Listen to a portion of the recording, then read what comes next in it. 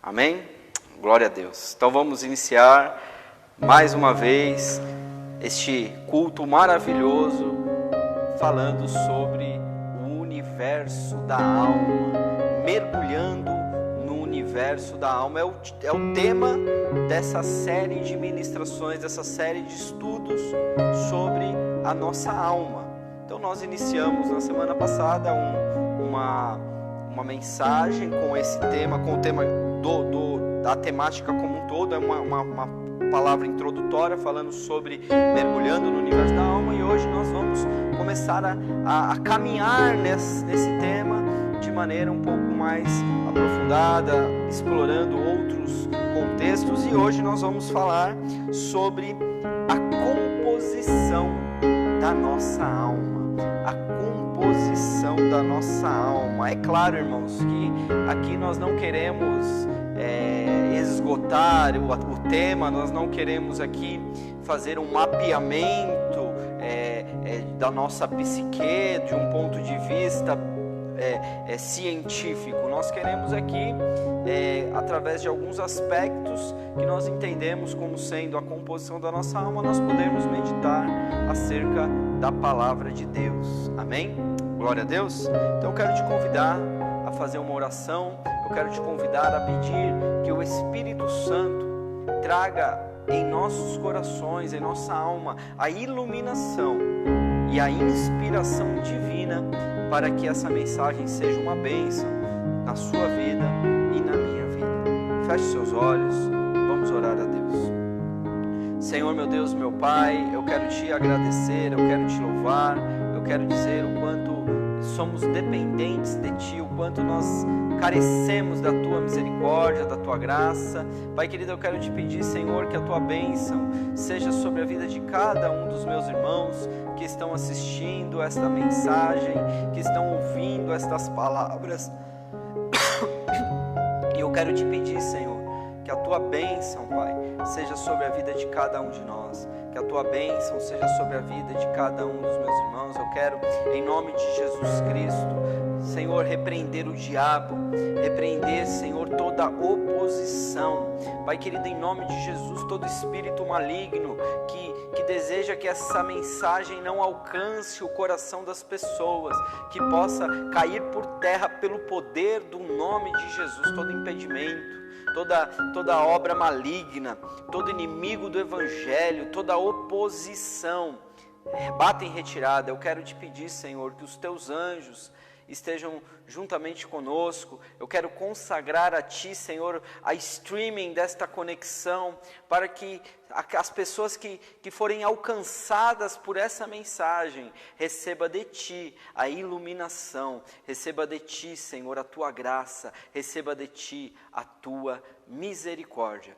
É o que eu te peço, Senhor, e eu te agradeço, em nome do Pai, do Filho e do Espírito Santo. Amém. Amém? Glória a Deus. Então, o tema dessa mensagem é a composição da nossa alma. A composição da nossa alma. O nosso texto aqui, base, fica em Salmos, no capítulo 116, o versículo 7. Salmos 116, versículo 7. Eu quero iniciar, na minha tradução é a NVI, para falar acerca de como o salmista apresenta esse contexto da alma. Olha o que ele diz. Salmo 116, versículo 7. Retorne ao seu descanso, ó minha alma, porque o Senhor tem sido bom para você. Olha que maravilha. Retorne ao descanso, ó minha alma, porque o Senhor tem sido bom para você.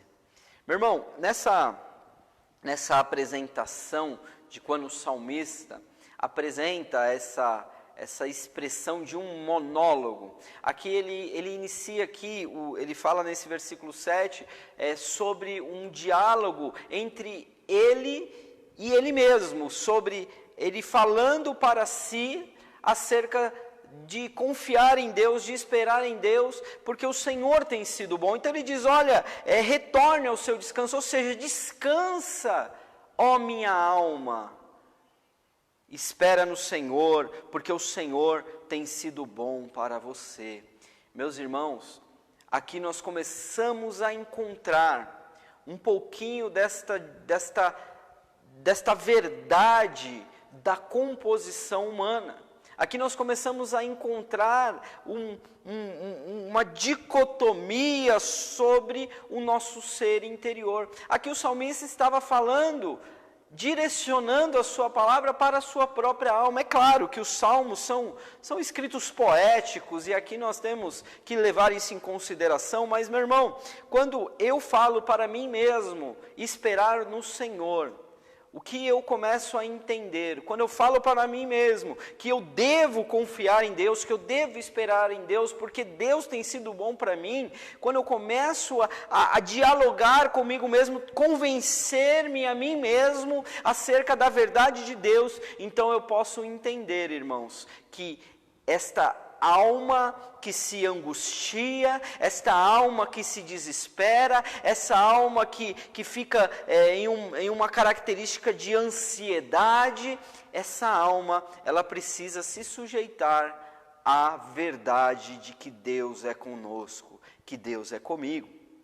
Descansa, retorne ao descanso, ou seja, antes você estava descansando em Deus, por que agora você está se abatendo, por que agora você está ficando efusiva dentro de mim, ó minha alma? Aqui o salmista, ele coloca essa expressão de ó minha alma e nos traz essa maravilhosa verdade, de que existe muito mais dentro de nós do que nós podemos imaginar. Às vezes nós não conseguimos refletir sobre isso. Então, meus irmãos, o intuito deste estudo é esse, é nós refletirmos, é nós encontrarmos algumas respostas, algumas verdades acerca do nosso ser interior, o nosso homem interior. Então, irmãos, nós temos aqui pelo menos duas linhas, como já foi dito na ministração passada, duas linhas de interpretação dessa antropologia, né, dessa composição do homem, né, da natureza humana. Né? Então, uma linha vê o homem como formado de duas partes, sendo a parte material e a parte imaterial. E quando nós temos nessa interpretação dicotômica, nós vemos que eles entendem que a alma e o espírito são sinônimos, são ali referências a um homem interior, a um homem imaterial. Mas nós entendemos que essa divisão, ela não é somente em duas partes. Essa divisão, ela é em três partes, porque nós entendemos que alma e espírito são elementos que são diferentes, são separados. Meus irmãos, nós somos um ser completo. Isso é importante nós entendermos, somos um ser completo. Então, quando nós não podemos nos ver em três partes, né? Nós precisamos nos ver de uma maneira completa. O nosso eu, nós somos isso que Deus nos fez, um ser humano composto de corpo, alma e espírito. E onde nós encontramos aí a base bíblica, né, para essa alegação, né, para esta doutrina tricotomista? Fica em 1 Tessalonicenses, capítulo 5, versículo 23. Primeira carta de Paulo aos Tessalonicenses, capítulo 5, versículo 23, que diz assim: E o mesmo Deus de paz vos santifique em tudo, e todo o vosso espírito, alma e corpo sejam plenamente conservados, irrepreensíveis, para a vinda do nosso Senhor Jesus Cristo. Então aqui Paulo, quando ele escreve aos Tessalonicenses, ele fala dessa divisão, que todo o vosso espírito, alma e corpo sejam plenamente conservados, irrepreensíveis, para a vinda de Jesus Cristo. Então, irmãos, esse corpo que nós possuímos, ele necessita de alguns cuidados para que ele possa funcionar corretamente, para que ele possa garantir a nossa existência aqui nessa terra. Nós precisamos cuidar do nosso corpo, como a palavra do Senhor diz, que somos templo do Espírito Santo, e aquele que destruir o templo de Deus, Deus o destruirá. Então, nós precisamos ter zelo pelo nosso corpo, garantindo assim uma vida longa, uma vida abençoada. É claro que o nosso corpo, ele tem um tempo de vida determinado, estabelecido, é um tempo de vida útil, né? Nós temos aqui no nosso corpo, é como se fosse os quilômetros a serem rodados, né? E quando chega nesse limite dos quilômetros, esse corpo, essa máquina que é o nosso corpo, ele vai parar, né? E nós precisamos aproveitar enquanto nós temos esse vigor desta força, né? Os nossos órgãos funcionam perfeitamente, os nossos ossos, eles nos permitem caminhar, correr, nos movimentar, né? Os nossos pulmões, eles permitem que o oxigênio entre no nosso corpo, o nosso próprio coração, ele permite que toda a circulação do sangue no nosso corpo seja de forma abençoada, de forma perfeita, garantindo assim a nossa vida.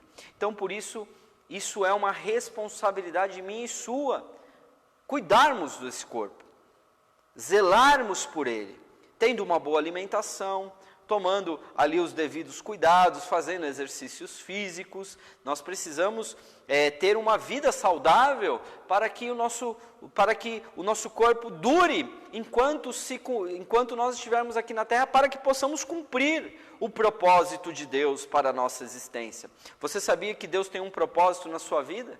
Deus tem um propósito no seu chamado, Deus tem um propósito na sua existência, e esse propósito, ele vai do dia em que você nasceu, até o dia em que os seus olhos fecharem nessa terra. Então, esse é o período, esse é o tempo que nós temos para cumprir o propósito de Deus. Os mortos não cumprem o propósito de Deus. Os mortos, eles aguardam também a vinda de Cristo. Os mortos também aguardam o dia da ressurreição, quando esse corpo corruptível se revestir da incorruptibilidade e esse corpo mortal se revestir da imortalidade. Então se cumprirá a palavra que está escrita: tragada foi a morte pela vitória.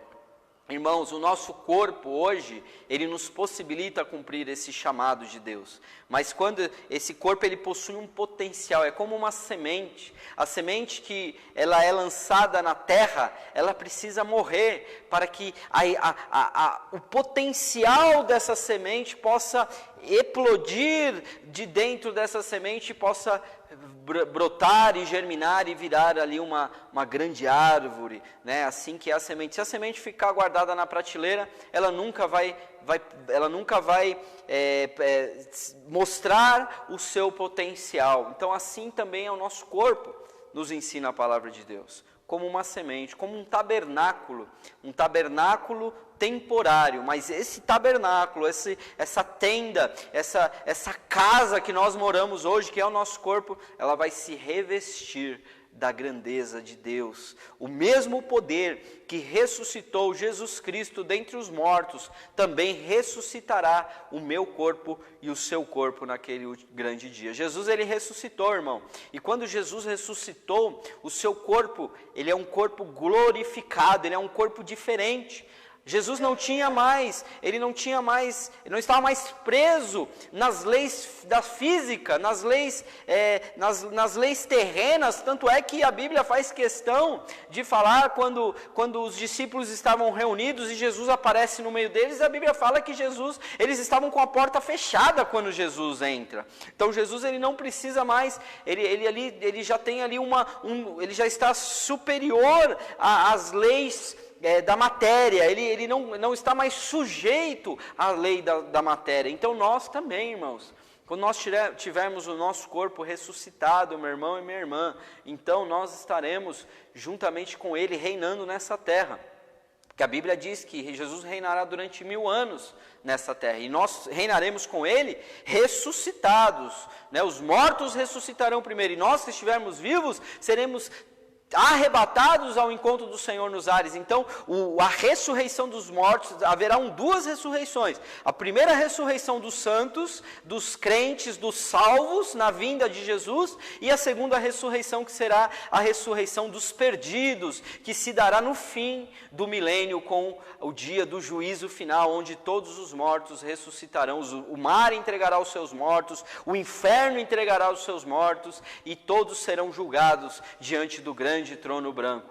Mas eu e você, meu irmão, por sermos crentes em Jesus, nós reinaremos com Ele nesta terra, com o corpo glorificado. Então nós estaremos lá com Ele em Jerusalém, e Jesus vai falar assim, para você ou para mim, vai dizer, meu filho, vai até lá no Brasil, e leva uma mensagem lá pro governador lá, e não vai ser um governador humano, vai ser um governo divino, um governo celestial. Homens e mulheres, crentes no Senhor, sacerdócio real, irão governar sobre esta terra. Então nós não precisaremos de avião para atravessar os oceanos, nós não vamos precisar do aeroporto para poder subir e decolar, porque o nosso corpo estará glorificado, e nós estaremos além das condições físicas e da lei da matéria. Amém, irmãos? Glória a Deus. Esse é o nosso corpo. Eu não estou aqui falando de escatologia, querendo te dar aqui uma aula de escatologia. Eu estou aqui só te estimulando a mostrar a importância que o corpo humano tem para o Senhor. Porque nós não podemos querer ser espirituais a tal ponto de querer desprezar o nosso corpo. Não, pelo contrário. O nosso corpo é templo de Deus. Então nós precisamos cuidar do nosso corpo. E nosso corpo, ele será também ressuscitado naquele grande dia. O que é o espírito? O espírito humano, O espírito é a parte que possui uma ligação com o mundo espiritual. Nós somos espírito. Então, quando eu leio Efésios capítulo 2, quando ali a Bíblia diz que nós estamos assentados com Cristo nas regiões celestiais, isso me dá a entender o que, irmãos? Que o meu espírito não está preso no meu corpo. Por quê? Porque a dimensão espiritual não é a mesma dimensão humana. São dimensões diferentes, dimensões opostas. Aquilo que é material foi feito daquilo que é imaterial. Aquilo que nós vemos foi feito daquilo que nós não vemos. Então essa realidade espiritual, ela não está limitada a esta realidade material. Então, quando eu estou aqui, e eu estou orando, e eu estou buscando ao Senhor, eu estou em espírito nas regiões celestiais. O meu espírito não está aprisionado no meu corpo material, nessa dimensão terrena, não, irmãos. A nossa natureza espiritual, o nosso espírito, nos dá a condição de nos conectar ao mundo espiritual. Amém, irmãos? Isso é coisa maravilhosa demais. Então, o nosso espírito é capaz de entrar na presença de Deus. Então, quando nós estamos aqui, e eu dobro meus joelhos, eu fecho os meus olhos, eu começo a entrar na presença de Deus, e em espírito eu estou na presença de Deus, em espírito eu estou nas regiões celestiais, em espírito eu estou na sala do trono, diante do Pai, porque pelo sangue de Jesus hoje eu tenho livre acesso a este lugar, eu tenho livre acesso à presença de Deus. Porque às vezes a gente pensa Deus entrando nessa dimensão, mas essa dimensão não comporta a presença de Deus. Não dá. As manifestações de Deus no Antigo Testamento, as teofanias que nós vemos no decorrer do Antigo Testamento, são apenas imagens, relances da presença de Deus. Mas quando os homens viram realmente a glória de Deus, os céus se abriram e ele em espírito contemplou. Nós vemos isso em Isaías, nós vemos isso em Ezequiel, o próprio apóstolo João no Apocalipse, quando ele vê os céus abertos, e ele é levado em espírito até este lugar. Porque nesta terra, nesta dimensão física, não comportaria a presença de Deus. Se Deus, ele viesse com o poder, todas as coisas estariam destruídas, porque a glória de Deus é algo que o pecado não resiste, as coisas naturais não podem resistir. Amém, irmãos? Glória a Deus. Então o nosso espírito é o que nos conecta, o nosso espírito é o que tem sede de Deus, o nosso espírito é o que saiu de Deus quando Deus soprou às narinas o fôlego de vida. Então, fôlego de vida, aquilo que veio de dentro de Deus e entrou dentro de nós, isso é o nosso espírito, amém? Que veio de Deus. E aí, irmãos, eu só queria abrir aqui um parênteses acerca de uma interpretação de um texto de Eclesiastes, quando o Salomão, já no final da sua vida, e nós sabemos que Salomão, ele se desviou, né, dos caminhos do Senhor, ele foi após outros deuses, ele começa a dizer ali no final da sua vida, que a vida é vaidade, que tudo é vaidade, que o bom é para o homem gozar dos prazeres da vida, gozar com a sua mulher, da sua mocidade, porque o corpo volta para o pó, e o espírito volta a Deus que o deu.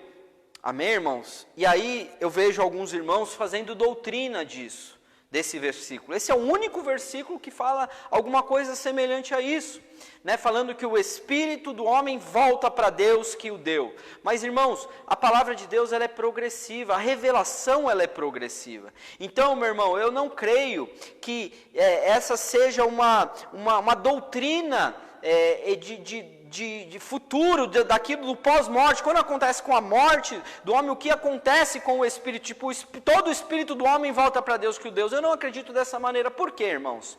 Porque nós encontramos outros textos que vão dando outros esclarecimentos. Por exemplo, quando a Bíblia fala que todos pecaram e destituídos estão da glória de Deus.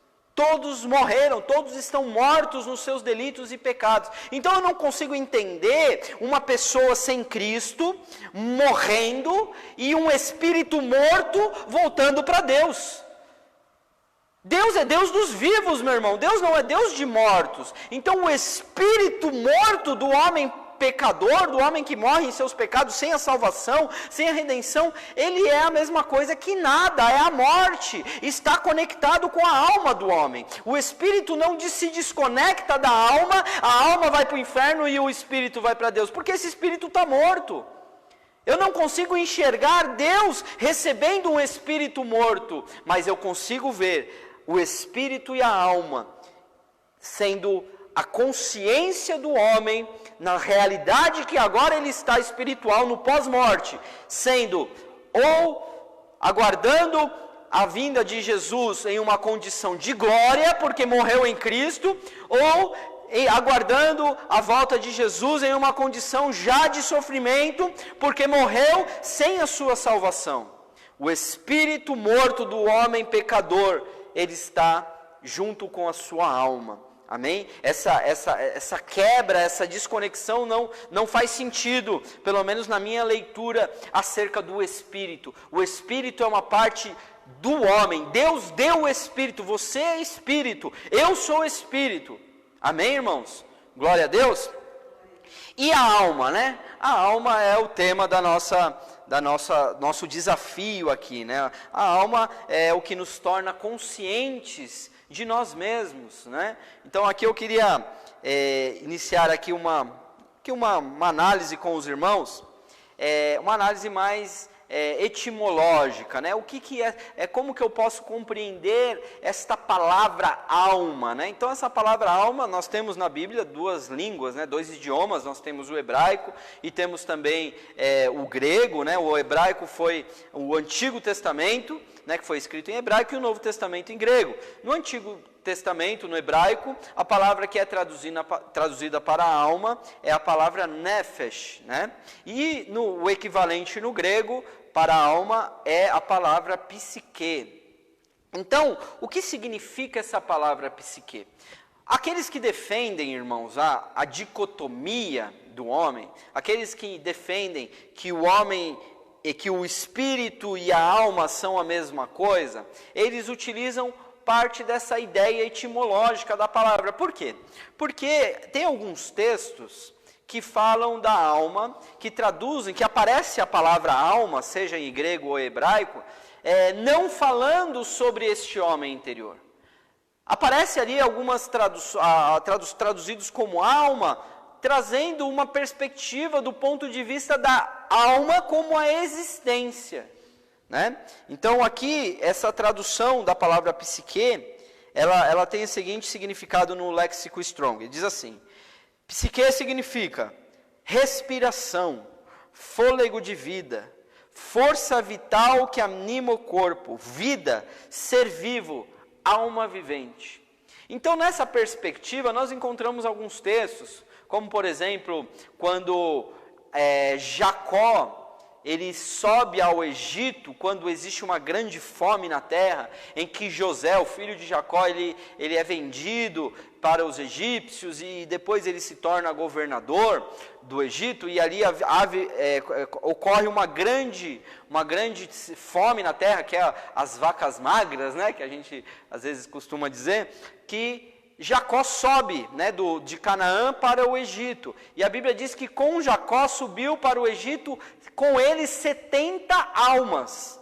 Então ali a Bíblia não está falando que é 70 almas do ponto de vista dos sentimentos, das emoções, né, do ser interior. Fala almas do ponto de vista da existência. Com ele vieram 70 pessoas, 70 almas. Então esse significado da palavra psique que acaba trazendo esse embasamento um pouco etimológico para os defensores da dicotomia, né? Mas nós entendemos que a palavra... Irmãos, a palavra ela é polissêmica, né? Ela pode ter vários sentidos, vários significados. Como por exemplo, se eu falar a palavra manga, né, eu posso estar me referindo à manga da minha camisa, como eu posso estar me referindo à salada com manga que o meu filho fez esses dias atrás, né? Ele pegou uma manga, que é uma fruta, picou e colocou na salada. Então é a mesma palavra manga, mas com significados semânticos diferentes, né? São interpretações diferentes que dependem do contexto em qual ela está inserida aquela palavra. Então essa mesma palavra psique, que significa do ponto de vista da existência, a força vital, a alma vivente, também existe um ponto de vista do homem interior, dessa alma que nós estamos aqui falando. Então a mesma palavra psique, segundo o léxico Strong, também significa o lugar dos sentimentos, os desejos, as afeições, as aversões, toda essa parte intelectual de sentimentos, de desejos, ele está contido dentro desse contexto da alma humana. Amém, irmãos? Glória a Deus.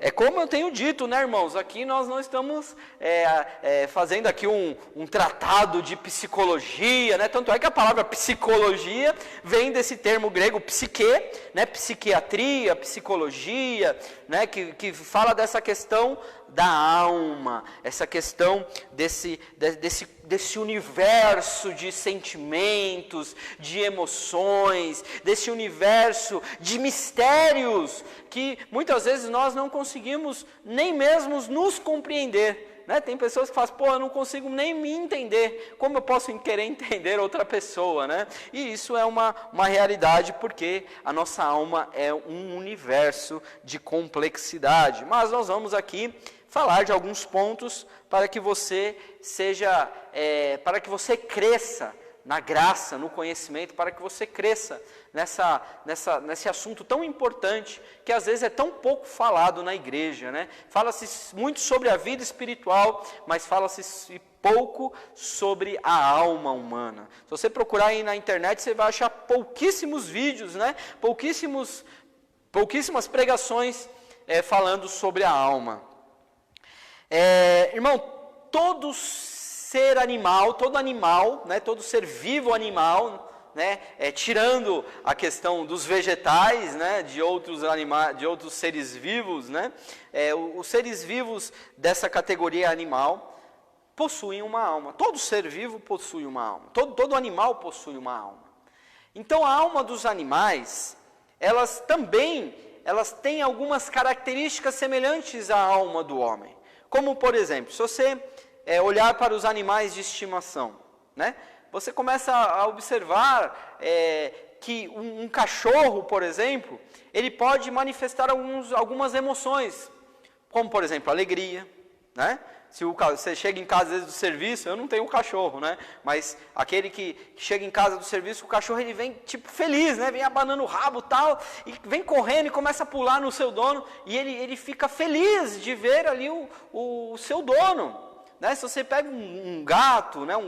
Você tem um gatinho ali, um animal de estimação, ele chega perto de você e começa a se roçar assim, né? Na sua perna, porque ele quer receber ali carinho, ele quer receber ali um afago ali do dono, né? Então os animais, eles possuem emoções.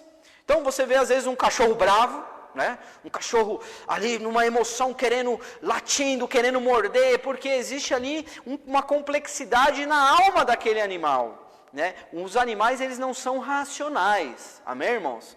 Um animal, ele não possui um raciocínio, ele não possui uma razão, mas ele possui sentimentos, ele possui emoções, né? A gente vê até nesses programas de mundo animal, de Animal Planet, né? A gente vê algumas situações de animais defendendo ali, lutando, né? Ali a gente vê aqueles cervos, né? Aqueles animais assim, lutando entre si para conquistar a fêmea. A gente vê às vezes uns pássaros se exibindo para a fêmea, para poder acasalar. Você vê que são coisas assim que são extremamente interessantes, né, para nós, seres humanos, de observar esses comportamentos dos animais. Por quê? Porque os animais possuem uma alma. Porém, irmão, a alma de um animal é diferente da alma do homem. Por quê? Porque a alma do homem, ela recebeu uma graça divina. A alma do homem, ela recebeu a eternidade em sua alma. A alma dos animais não são eternas.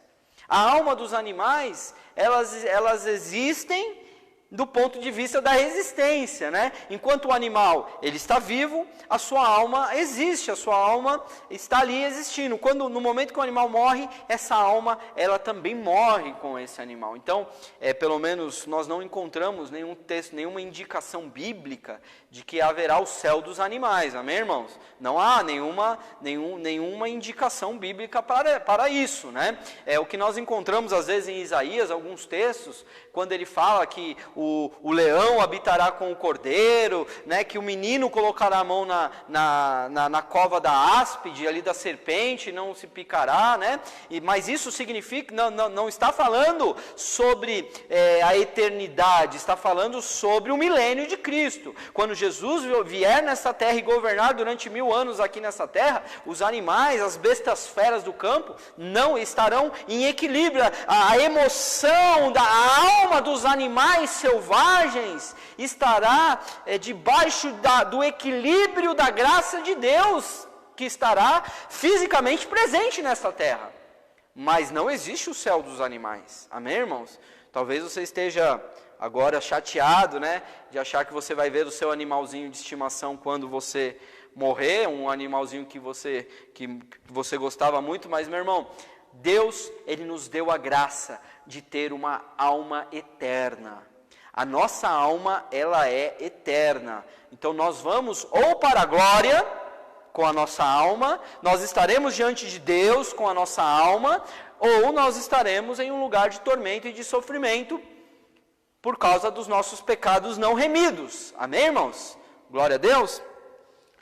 Então vamos lá, como que nós podemos conhecer esta alma eterna? Hoje eu quero aqui falar de pelo menos 5 componentes dessa alma, né? Nós falamos de composição, né? 5 composições desta alma, que é a alma do ser humano, que não é algo que eu inventei, amém, irmãos? Não é algo que está aqui fluindo da minha capacidade de discernir. Eu pesquisei algumas coisas e encontrei alguns aspectos muito coerentes dentro dessas afirmações que eu vou fazer agora. Então, se você talvez tenha aprendido diferente, meu irmão, isso não muda nada na nossa salvação, amém, irmãos? Nós somos salvos por causa de Jesus, nós somos salvos pela nossa fé em Jesus Cristo, não pela nossa compreensão acerca do nosso homem interior. Hoje nós conhecemos em partes, mas um dia o conheceremos plenamente, como dele somos conhecidos. Hoje é como uma sombra, né? Hoje é como nós fomos ali um reflexo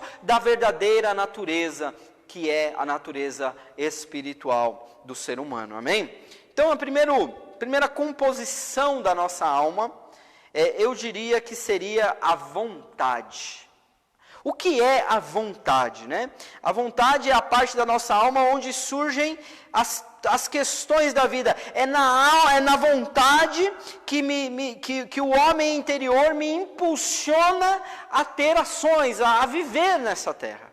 Então, uma pessoa que não possui vontade de realizar algo, isso é algo, faz parte da sua alma, é algo dentro da sua alma que está em desequilíbrio, ele não está encontrando esta vontade, né? Nós chamamos de vontade dentro da alma do homem. Então, irmãos, é claro, nós somos um ser completo. Amém, irmãos? Nós somos um ser completo.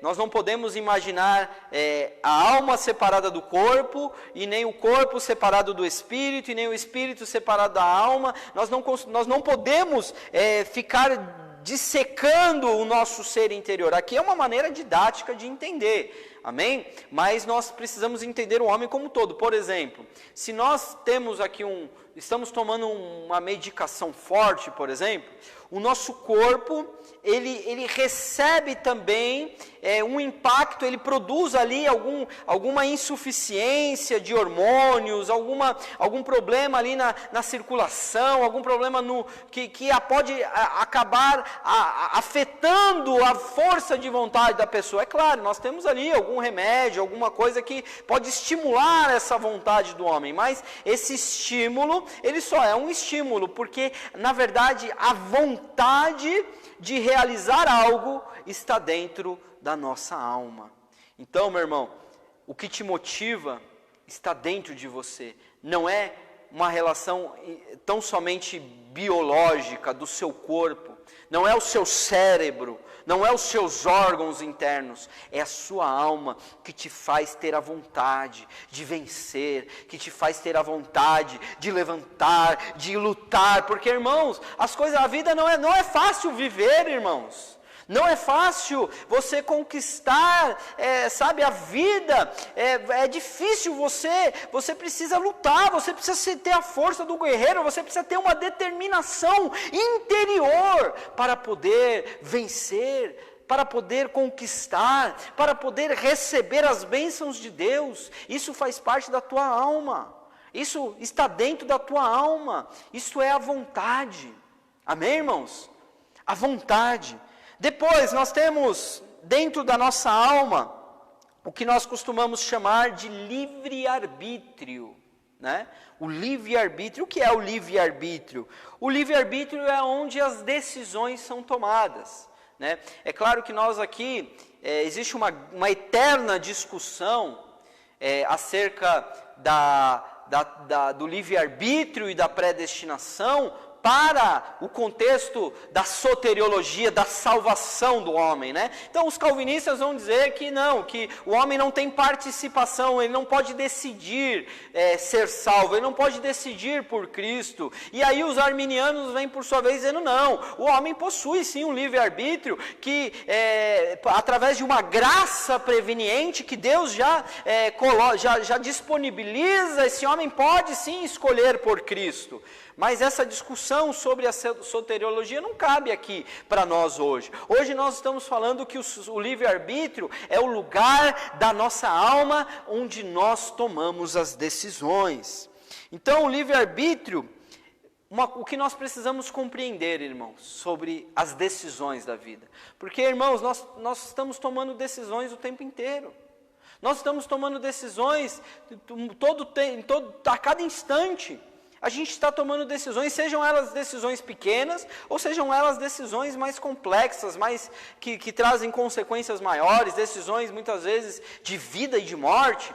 Mas, irmãos, as decisões elas não podem ser manipuladas por fatores externos.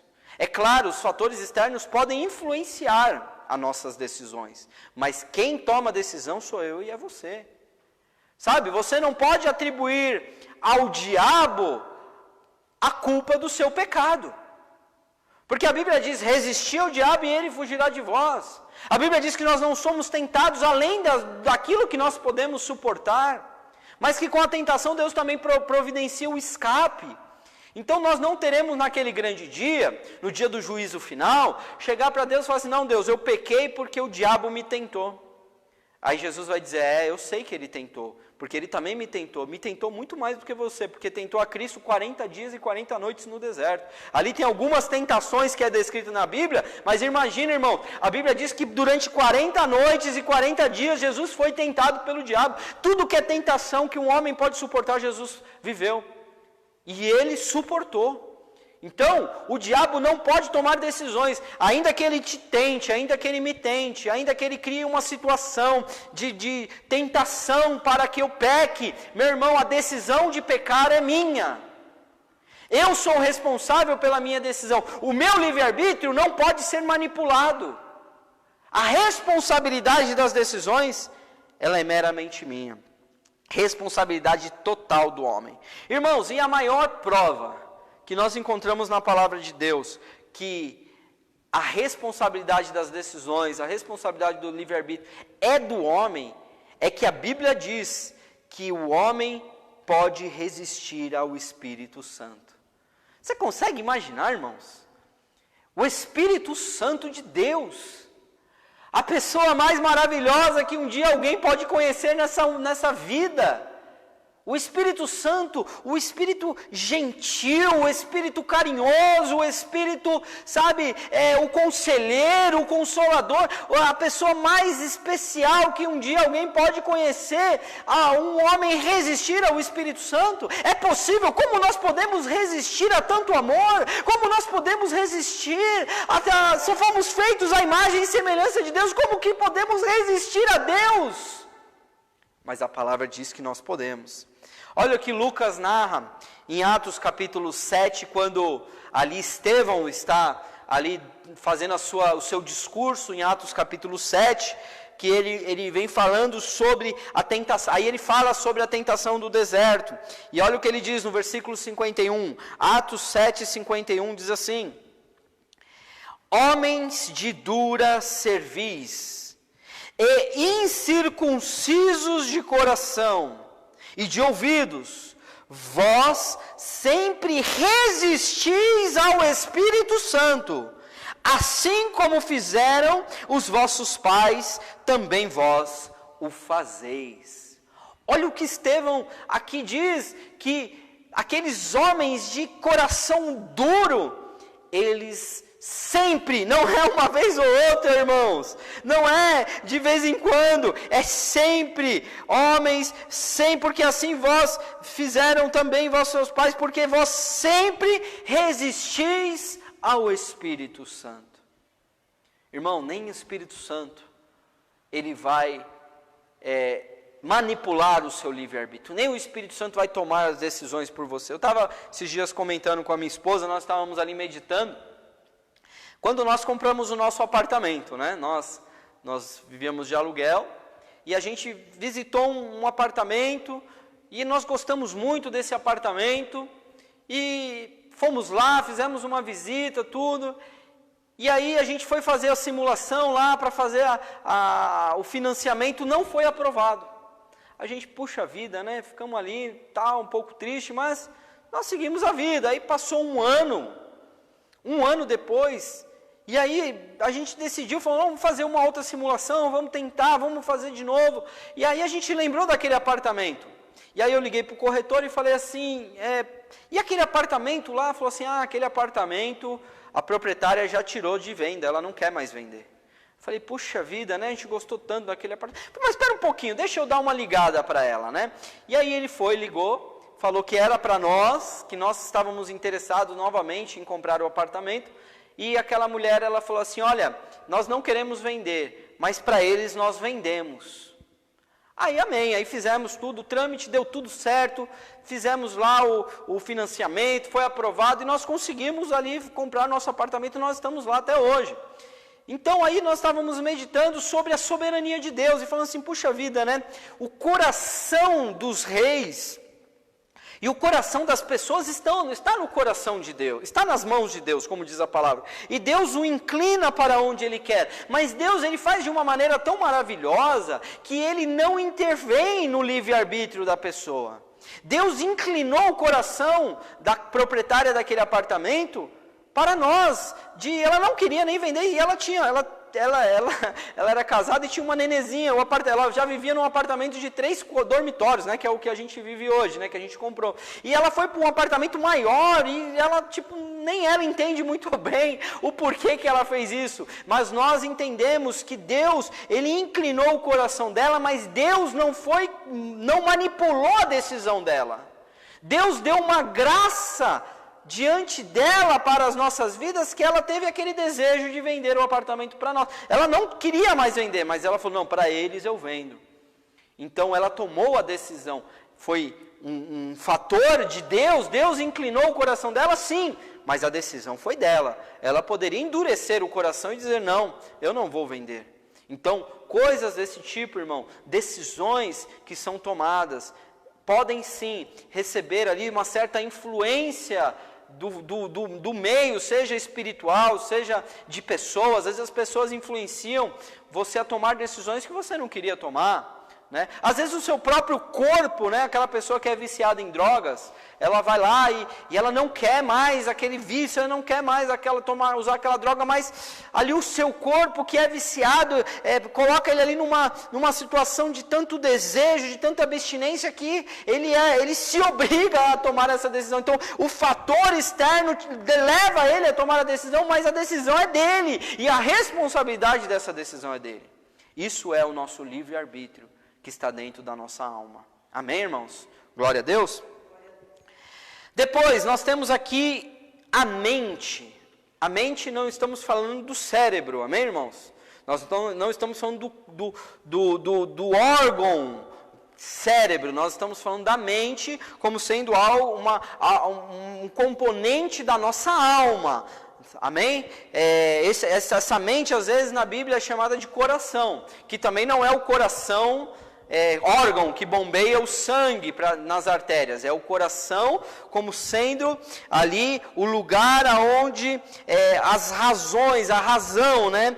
A mente humana é responsável de manter os padrões racionais da lógica e da coerência. Então o nosso coração, nossa mente, a mente que está na nossa alma, ela nos traz essa racionalidade, né? Ela nos dá essa razão, né? Então a gente até um exemplo sobre técnicas de memorização, né?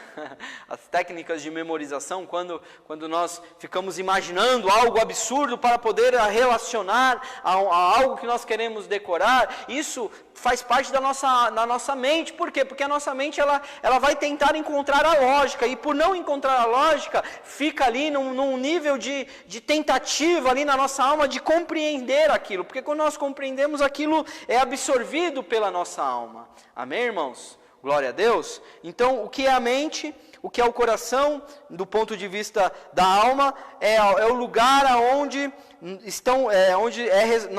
nós temos os nossos padrões racionais. Amém? Então olha aqui em Jeremias capítulo 17, versículos 9, o que diz: enganoso é o coração mais do que todas as coisas, e perverso, e quem o conhecerá?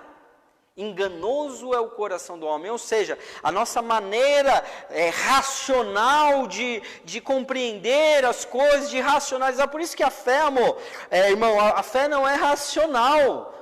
A fé, nós não podemos racionalizar a fé. A fé é algo que vem do nosso espírito, a fé é algo que vem de Deus para as nossas vidas, e muitas vezes a nossa lógica, a nossa razão, ela é surpreendida pela grandeza do poder de Deus. O que poderíamos dizer sobre Pedro? Quando Pedro vê Jesus vindo, andando sobre as águas, a sua mente, a sua razão entrou em choque. Como que é possível uma pessoa andar sobre as águas? E eles achavam ali que era um fantasma. Mas quando Jesus disse, não temais, sou eu, ali Pedro disse, opa, se é você, então me mande ir contigo, e também eu ande sobre as águas. E Jesus disse para Pedro: vem.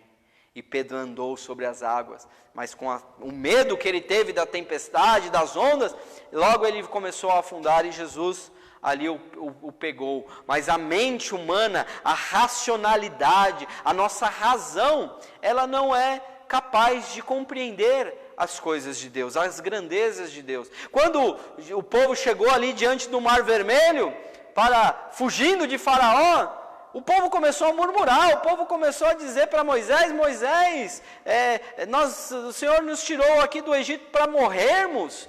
E ali Moisés orou a Deus e disse para Deus que o povo, o que ele ia fazer com aquele povo. E Deus disse para Moisés: por que clamas a mim, Moisés? Diga ao povo que marche.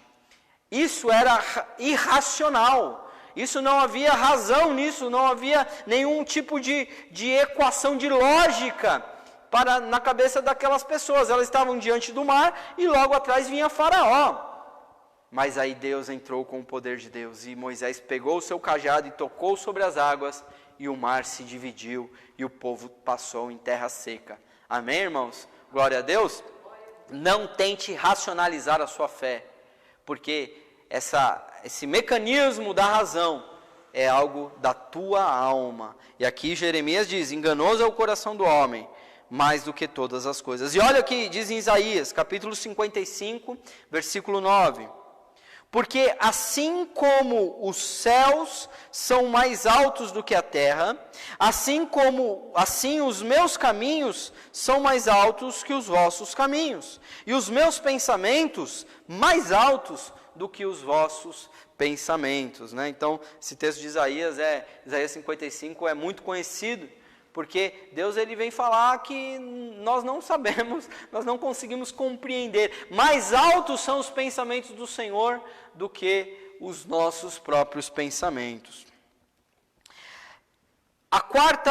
O quarto componente da nossa alma são as nossas emoções. Amém?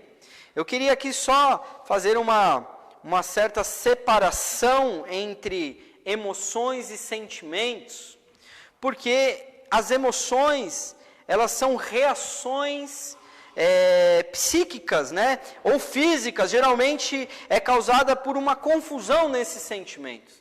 Então, quando a Bíblia fala sobre sentimentos, a ideia que nos passa é que os sentimentos podem ser controlados no ponto de vista de uma postura de fé.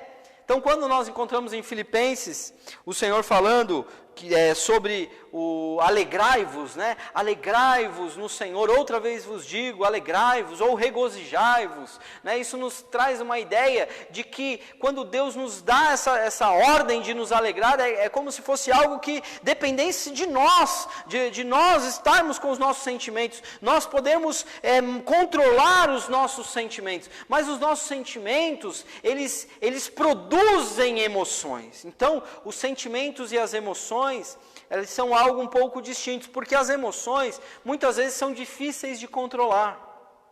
Muitas vezes as emoções, quando vem um sentimento de raiva, aquela emoção, aquele calor, a pessoa fala assim: eu fico cego, a pessoa fica vermelha, a pessoa quando ela fica nervosa, ela fica vermelha, sobe aqui no pescoço, fica com o pescoço vermelho, de tanta emoção que está ali, entrando ali, o corpo começa a suar frio, tem gente que passa mal de tanta emoção. Mas a emoção, irmãos, é fruto de um sentimento desequilibrado. Então, a nossa alma, ela nos dá a capacidade de organizar os nossos sentimentos. Então eu preciso começar a olhar para dentro da minha alma, olhar para mim mesmo e falar e começar a encontrar as situações em que sentimentos estão surgindo na minha alma em momentos impróprios. Então, por exemplo, tem momentos que nós precisamos nos alegrar. Às vezes você está ali num passeio, você está ali, ganhou uma grande bênção, você está ali, conquistou a sua casa própria, e você está ali alegre, feliz. Aí como que cabe um sentimento de tristeza dentro desse contexto de alegria? Não cabe, irmãos. E por que às vezes vem? Porque nós precisamos aprender a controlar os nossos sentimentos, porque os nossos sentimentos vão desencadear emoções que muitas vezes são incontroláveis. Amém, irmãos? Glória a Deus. Como também, por exemplo, o sentimento do luto. Se você perdeu um ente querido, irmão, você está ali num velório, ali, né, se despedindo de um ente querido que partiu para o Senhor, e você é crente, aquela pessoa também era crente, e ali às vezes os irmãos vêm e pegam o violão e começam, né, cantar as músicas de alegria no meio do velório. Meu irmão, isso para mim é incoerente, porque uma pessoa ela tem o direito também de se entristecer, é o momento de se entristecer. A Bíblia diz, chorai com os que choram e alegrai com os que se alegram. Ou seja, esse sentimento de tristeza que uma pessoa tem de perder um ente querido, é um sentimento que ele precisa ter, ele deixa ele sofrer, deixa a pessoa chorar. Como também tem momentos de alegria, tem momentos de tristeza. Amém, irmãos? Então, as nossas emoções são frutos dos nossos sentimentos, e uma experiência subjetiva, né? As emoções são experiências subjetivas, associadas a temperamento, a personalidade, a motivação correta. Então, às vezes, sabe aquela pessoa que fala para consigo mesmo, né? Que nem o salmista, né? Que fala, né? Ali que nós lemos no começo, retorne ao descanso, ó minha alma, porque o Senhor tem sido bom para você. Isso é uma motivação que eu falo para a minha alma, para os meus sentimentos, dizendo, olha, você precisa se alegrar em Deus. Por que você está aí se entristecendo? Por que você está se desesperando, alma? Controla essas emoções dentro de si, organiza os sentimentos, traga a motivação, traga a sua fé para que domine. Por isso que a Bíblia fala que devemos levar os nossos pensamentos cativos à obediência de Cristo, ou seja, a nossa mente, as nossas emoções, os nossos sentimentos. Em Romanos capítulo 15, versículos 5 e 6 diz assim: ora, o Deus de paciência e consolação vos conceda o mesmo sentimento uns para com os outros, segundo Cristo Jesus, para que concordes a uma boca, glorifiqueis a Deus e Pai do nosso Senhor Jesus Cristo. Então aqui o que Paulo está querendo dizer? Olha, eu vou orar para Deus, para que Deus conceda para vocês um mesmo sentimento. Como que é possível, pastor, nós termos o mesmo sentimento, pessoas diferentes? Porque os sentimentos, eles precisam estar em nossa alma de maneira apropriada para a nossa vida, para a nossa existência. Já viu uma pessoa feliz? A pessoa não importa se ela passa necessidade, não importa se ela está desempregada, não importa se ela está doente, não importa se ela está sem dinheiro, ela está sempre feliz. Por quê? Porque ela escolheu estar feliz. Ela não permite que os sentimentos das circunstâncias atrapalhem a alegria que ela decidiu viver. Então, as emoções, elas fluem desses sentimentos. Em Filipenses 2, versículos 5 e 6 diz assim: de sorte que haja em vós o mesmo sentimento que houve também em Cristo Jesus, que sendo em forma de Deus, não teve por usurpação ser igual a Deus. Irmãos, teve momentos que Jesus, ele teve sentimentos de um zelo, quando lá ele chega diante do templo, e ele vê uma série de mercadores, vendendo pombos, vendendo sacrifícios lá dentro no pátio do templo, e ele pega uma corda e faz de chicote, e ele entra começa a virar a mesa dos cambistas, e Jesus ele começa ali de uma forma irada, ele fala, raça de víboras, até quando se farão da casa do meu pai covil de vilões, de ladrões? Teve situação que Jesus, lá antes de ser preso, na sua angústia, na sua agonia, ele disse, a minha alma está angustiada até a morte, e o que direi eu? Pai, livra-me desta hora, mas foi para esta hora que eu vi ao mundo. Jesus ele se angustiou. E aqui o apóstolo Paulo diz que haja em vós o mesmo sentimento que houve também em Cristo Jesus. Ou seja, esses sentimentos são da natureza humana, mas eu e você precisamos aprender a conviver, a organizar esses sentimentos, amém? Glória a Deus. E o último, o último é a nossa consciência, amém, irmãos? A nossa consciência. A nossa consciência, também essa parte da nossa alma, que às vezes é chamada como a voz da alma, que ora nos elogia e ora nos reprova, Então, isso não é Deus, porque, irmãos, a gente precisa começar a compreender melhor as coisas. Essa consciência que está dentro de nós, às vezes ela é chamada de voz da alma, por quê? Porque é como se fosse uma voz que nós ouvimos dentro de nós. É a nossa consciência. E às vezes a pessoa ouve a sua própria consciência e pensa que é Deus falando. Nós precisamos aprender a distinguir quando é a voz do Espírito Santo e quando é a voz da nossa própria consciência. Porque a nossa consciência não tem a ver com orgulho. Às vezes a pessoa fala, puxa, olha, eu fiz uma coisa muito boa. Isso não é um orgulho. Isso é a minha consciência me aprovando acerca dos meus atos. Como também às vezes a minha consciência me reprova. E aí eu falo, puxa, eu sou o pior dos homens, eu sou o pior dos pastores, eu sou o pior dos cristãos, eu sou o pior dos filhos. Isso não é Deus falando, isso é a sua própria consciência, que está te reprovando acerca dos seus próprios atos. Nós dividimos aqui essa ideia de consciência em duas partes. A primeira é a consciência moral. Amém? O que é a consciência moral? Olha o que está escrito em Hebreus 13:18. Orai por nós, porque confiamos que temos boa consciência, como aqueles que em tudo querem portar-se honestamente. Então aqui, o escritor aos Hebreus fala sobre esta consciência de alguém que quer ser honesto. A consciência que nos impulsiona a fazer o bem. Eu gosto de discernir isso e crer que essa consciência moral, ela veio quando o homem comeu da árvore do conhecimento do bem e do mal. Quando antes não tinha-se a consciência do bem e do mal. Agora o homem sabe discernir. Todo ser humano tem consciência moral, irmãos. Isso não tem a ver com religião, tem a ver com a natureza da alma. Existem pessoas que não são cristãs, pessoas que são ímpias e que fazem o bem.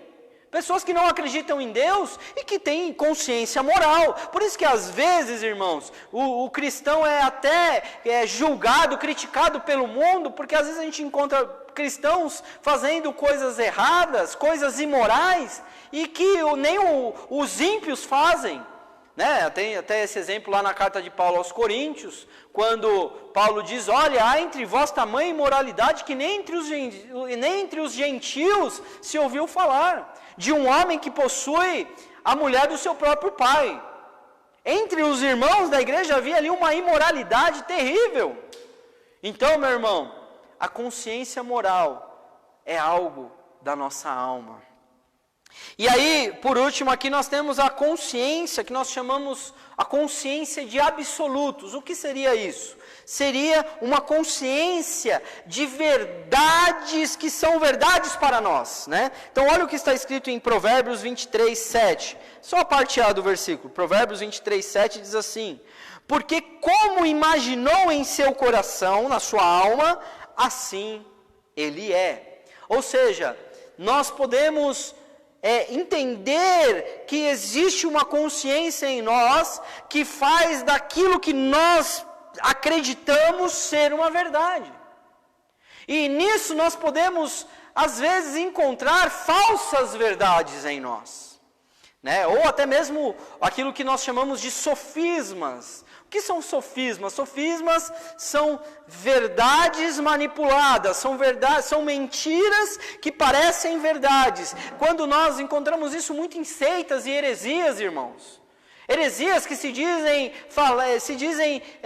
que falam em nome de Deus, mas que na verdade seguem doutrinas dos homens, que não seguem os mandamentos de Deus, que não seguem a palavra de Deus.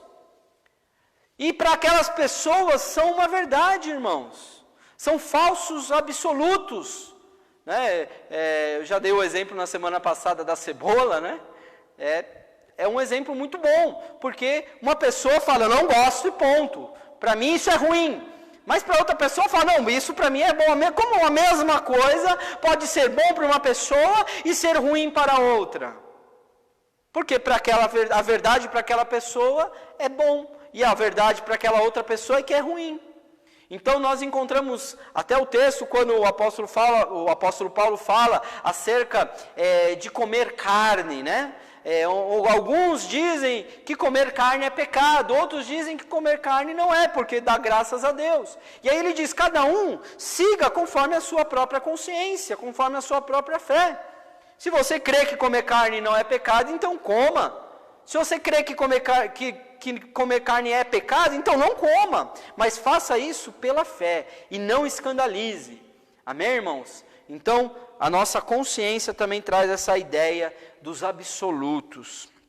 Irmãos, todos os elementos da nossa alma, eles precisam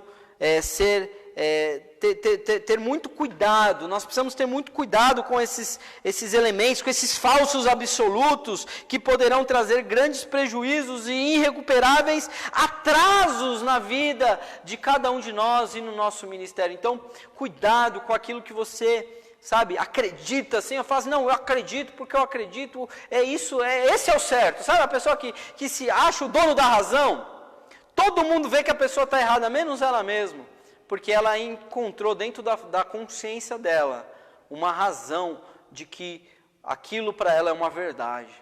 Então, cuidado, irmãos. Leve a sua consciência cativa à obediência de Cristo. Leve a sua consciência, as verdades que você acredita, leve diante do crivo da palavra de Deus. Amém, irmãos? Leve diante do crivo da palavra de Deus. Irmãos, chegamos ao fim dessa mensagem.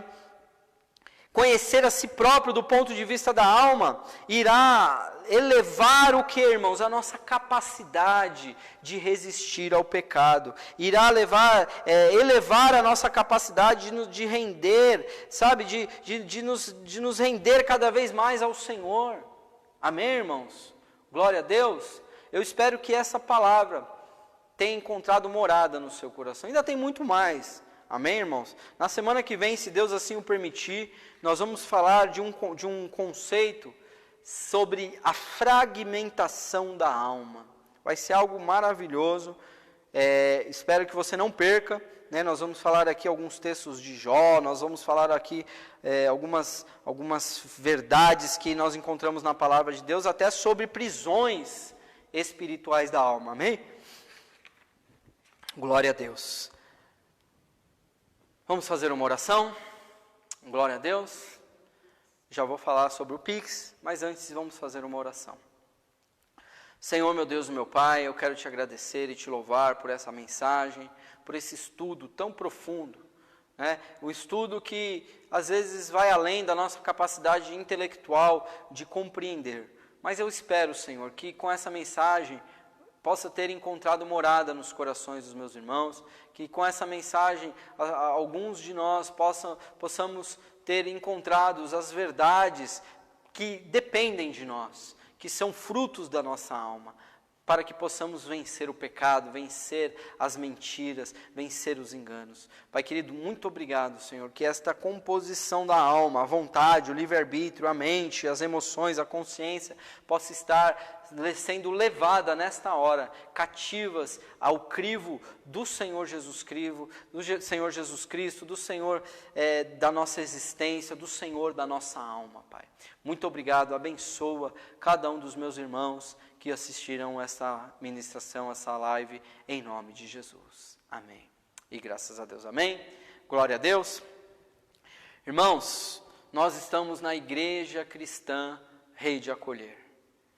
Nós estamos localizados na rua 3º Sargento, João Lopes Filho, número 269, no Parque Novo Mundo. Fica bem pertinho da praça do Parque Novo Mundo, bem pertinho da Marginal Tietê, né? Um acesso privilegiado. Nós estamos muito bem localizados, você pode vir de ônibus, você pode vir de carro. Agora nós estamos com os nossos cultos novamente de maneira presencial e você é o nosso convidado. Você de estar conosco. Nossa igreja é uma igreja média, não é uma igreja grande, mas é uma igreja média. Nossa igreja cabe, pelo menos aqui no nosso salão, umas entre 80 e 100 cadeiras, e nós reduzimos a quantidade de cadeiras drasticamente. Nós estamos com 30 cadeiras na igreja, para que haja o distanciamento social. Nós temos aqui álcool em gel, máscara, né? Nós estamos seguindo todos os cuidados acerca dessa pandemia, e você é o nosso convidado. Os nossos cultos, eles estão sendo aqui de forma presencial, às quartas-feiras, também às sextas-feiras, crescendo com os salmos, e no domingo pela manhã, às 10 horas da manhã, o culto da família. Venha cultuar, venha nos conhecer, venha conhecer a Igreja Cristã Rede de Acolher. E também, irmãos, nós estamos aqui para te dar fazer esse apelo financeiro para a sua vida.